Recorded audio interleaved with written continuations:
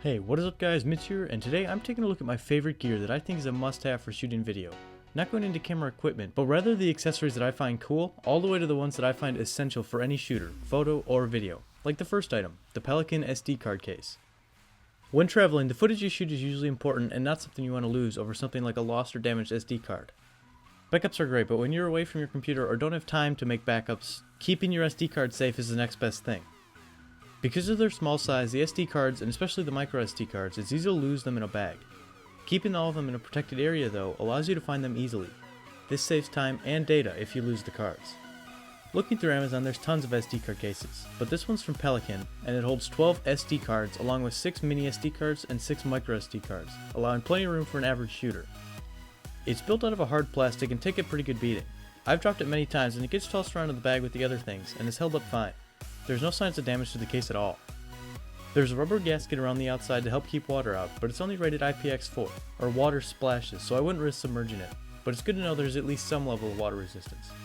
The hinge is super well built, very clicky and solid to hold the case together. I'm really only using it for micro SD cards right now because the camera I shoot on has built-in storage, but the drone and GoPros both run off micro SD, so I still need to keep those safe. If you shoot video or stills to SD cards, this is almost a must-buy. It keeps all your data in one place that is easy to find and is under 20 bucks. Buy it. Now next up is the Neewer CN160. This is another part of the video setup I use while traveling, and even while at home. This is an LED light box with 160 independent LEDs that actually put out a lot of brightness.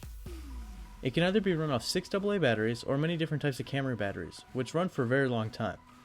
I used to use this as my main key light, but after I bought Softboxes, it became a light that I use for specific shots or when I'm away from my room to add more light in bad lighting scenarios. There's a battery meter on the back, along with a brightness adjustment and a power switch on the side for variable brightness. There's also 2 cover shields included, an orange one that provides a warmer light, as well as a clear cover that allows for a very cool light. It's pretty compact and I found it useful in certain situations, especially when traveling, and it currently costs $30 on Amazon.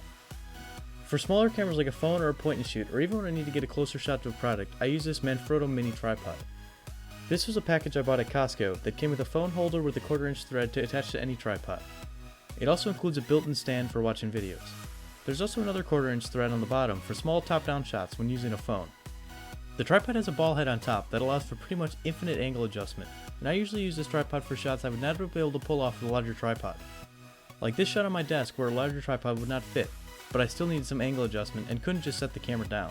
Now as I said, I bought this in Costco and it was around 25 bucks, but I linked it below on Amazon along with all the other things that I talk about in this video. So if you're looking for anything that I talked about, check down below in the description. So next up is the Neewer softboxes that I use for pretty much every video that you see on this channel. This is a kit that uses 2 softboxes for lighting. I ordered it on Amazon and they provide a lot of light while shooting.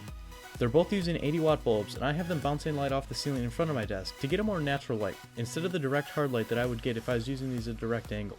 Now these definitely show their price. The stands are pretty bad, the joints are plastic, so it's not uncommon for these to fall down from the angle they are set at. But for the price I paid for 2 softboxes, they're well worth the trade-offs. There's really no reason I see to upgrade these softboxes, and I think the next step after these would be LED lights, because more expensive softboxes won't really have any additional value to me. Now the kit I bought isn't actually available anymore on Amazon, but I will link a similar one down below. The prices fluctuate a lot on these, so make sure to check back on prices for a better deal. Finally, I have the lighting that I keep on my desk that you've probably seen in the background of some of my recent videos. The RGB desk lamp is from Aukey, and I recommended it in the January Tech Under 50. It gives a great background light when shooting, and it's just nice to have on the desk to make a shot more interesting. Comparing a shot with the light off to a shot with the light on, the one with the light on just looks nicer. It adds an extra something to the shot that wasn't there before. On the other side of the desk, I also have a small salt lamp. This provides an awesome warm orange-red light that also adds another dimension to the shot. I've used this as a background light, but also just as a warm light coming off of it as some shots as well. It's also just a cool thing to have on your desk, even if you don't shoot video. Both of these lights are around $30 and are linked down below if you want to pick either one of them up. And that's all for this video guys, thanks a lot for watching and subscribing if you enjoyed. I hope you stick around for more, and I will catch you in the next video.